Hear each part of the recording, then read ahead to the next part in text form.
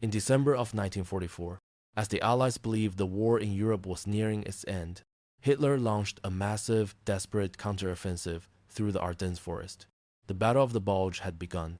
In the center of this firestorm was the small Belgian town of Bastogne, a critical crossroads that had to be held at all costs. There, the 101st Airborne Division, along with elements of other units, found themselves surrounded, outnumbered, and poorly supplied for the brutal winter. They would become known as the Battered Bastards of Bastogne. This is the story of their siege, told through the private journal of one of the men who refused to surrender. The 19th of December, 1944. They said we were heading to a quiet sector. A rest, some joke. We rolled into this town, Bastogne, just as the world was coming apart. Now, the Germans are everywhere. We are completely surrounded. It happened so fast. One minute we were joking about finding a warm bed. The next, the roads were cut and the horizon was lit up by their artillery. It's cold. Colder than anything I've ever felt. A deep, wet cold that gets into your bones. Most of us don't have winter gear. We came straight from Holland, and we weren't expecting this. We wrap our feet in burlap sacks to keep from freezing.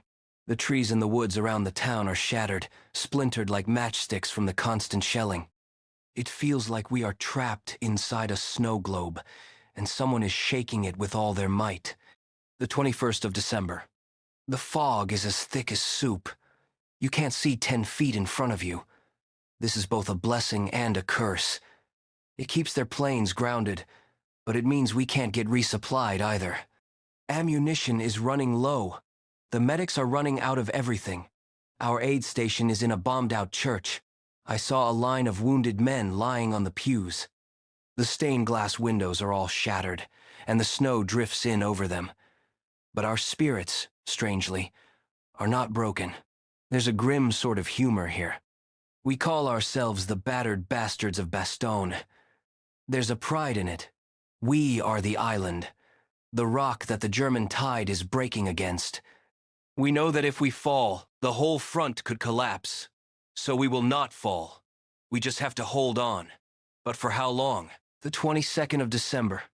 Something happened today that I will never forget. The shelling stopped for a few hours this morning. It was unnerving. Then we heard that a group of German officers had approached our lines under a flag of truce. They carried a written ultimatum for our commander, General McAuliffe. It said we were surrounded, that our situation was hopeless, and that if we did not surrender honorably, we would be annihilated. The German officers waited for our reply. We all held our breath, wondering what the general would say. An hour later, the word spread down the line like wildfire, passed from foxhole to foxhole in excited whispers. The official, typewritten response our general had sent back to the Germans contained only one word. One single, beautiful, perfect American word. Nuts! When we heard it, a cheer erupted along the whole defensive line. Men started laughing, slapping each other on the back. It was the most defiant thing I have ever witnessed. Here we are, freezing, starving, outnumbered 5-1, and our general tells them they're crazy. It was better than a hot meal.